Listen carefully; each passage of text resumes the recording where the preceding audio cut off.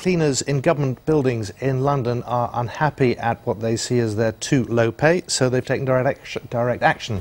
They've written letters to the ministers they clean for and have put them on their desks. Let's find out more about this. We can talk to Stefan Baskerville, who's from Citizens UK. Stefan, how many cleaners and which ministers have been targeted?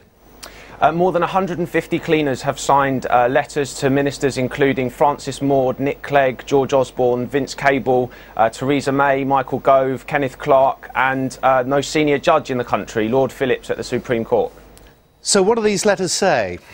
The letters make a very simple request, which is, will you meet with us face to face?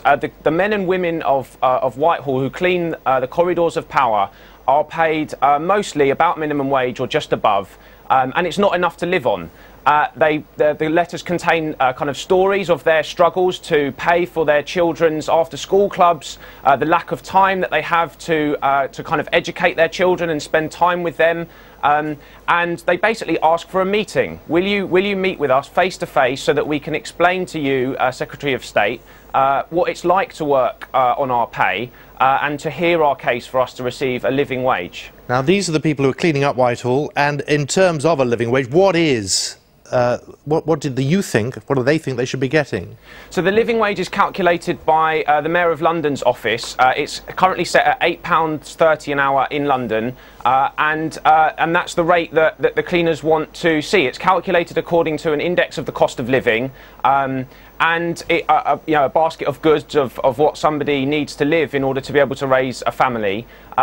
It's backed by the Mayor of London. It's had big take-up in the private sector. KPMG are a committed living wage employer, so are Aviva.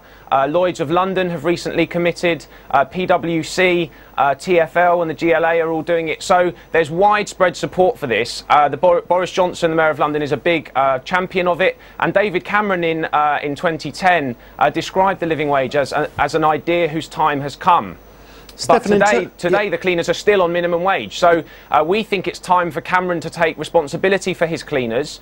We'd like the Cabinet Ministers to meet with their cleaners and to hear the case face to face and to begin a discussion about the government becoming a living wage employer, not to mess with the national minimum wage, which we recognise is a statutory minimum and has to be set at a certain rate so that it doesn't interfere with jobs, but to adopt the living wage as a voluntary measure, which is getting widespread support across the country, as a statement of the government's commitment to take responsibility for the people who clean its premises, okay. and actually to come down on the side of that moral question that if the government is able to do it, which it is, the costs are not going to be hugely significant. They should take responsibility for the people who clean their premises and make sure they're able to raise their children and raise their families not in working poverty. Stefan, I think these letters were left yesterday morning, is that right? Yeah, they've been left at a variety of times over the last sort of 48 hours, basically. So cabinet ministers have been arriving at their desks to find these letters.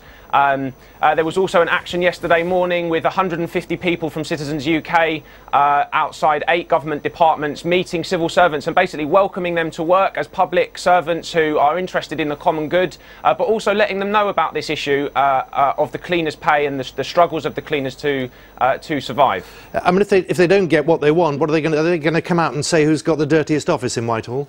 Momentum is building on this. A letter went to Ian Duncan-Smith back in April, and after a couple of letters backwards and forwards, Ian Duncan-Smith has agreed to meet his cleaners. So Ian Duncan-Smith will be meeting with a team from Citizens UK, including cleaners from the DWP, in September.